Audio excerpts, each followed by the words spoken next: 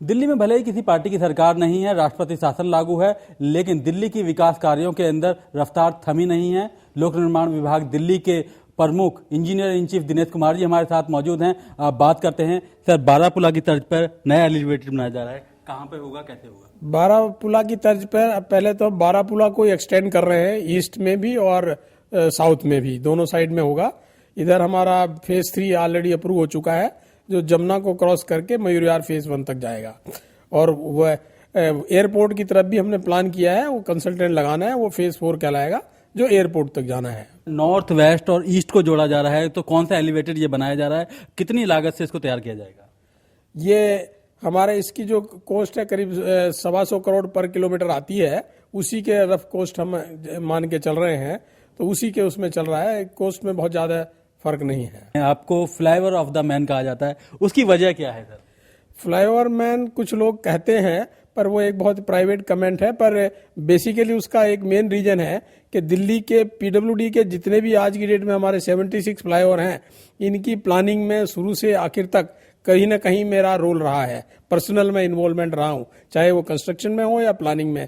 उसी से लोगों ने कहना शुरू किया है, और खासतौर से सिंगल पिलर के ऊपर जो फ्लाईओवर आ रहा है, ये प्रैक्टिकली मैंने कहीं देखा था, पढ़ा था, उसको हमने यहाँ पे एक्चुअल स्वरूप में लाया है। सिंगल पिलर पे चलाना एक बहुत बड़ी चुनौती होती है।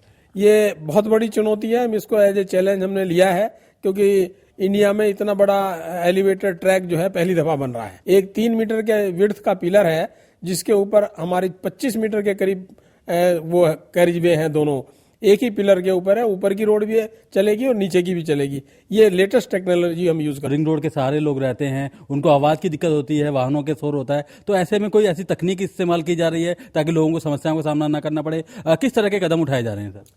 इसमें हमने नॉइज बैरियर का प्रोग्राम बनाया है। इसके लिए हमने IIT रुड़की को अपने कंसल्टेंसी भी दी है, उनकी रिपोर्ट मैंने डिस्कस भी की है।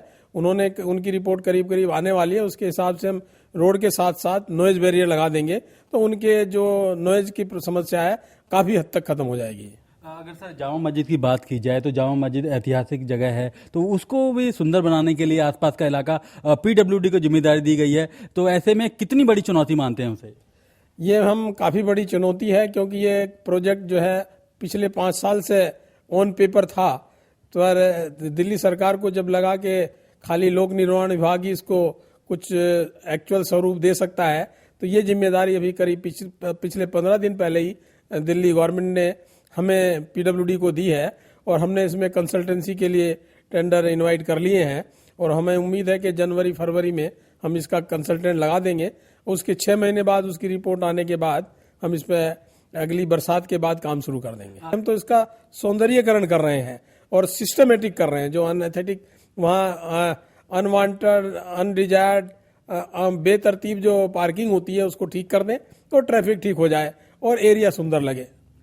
तो ये थे दिनेश कुमार जी जो बता रहे हैं कि जो जामा मस्जिद का इलाका है उसके आसपास के इलाकों को बेहद सुंदर बनाया जा रहा है, ताकि जो पर्यटक हैं वो भी वहां पर आसानी से पहुंचे और उनको भी बहुत अच्छा लगे दिल्ली में आकर। कैमरामैन मलकी सिंह के साथ गिरीश निशाना, DD न्यूज, दिल्ली।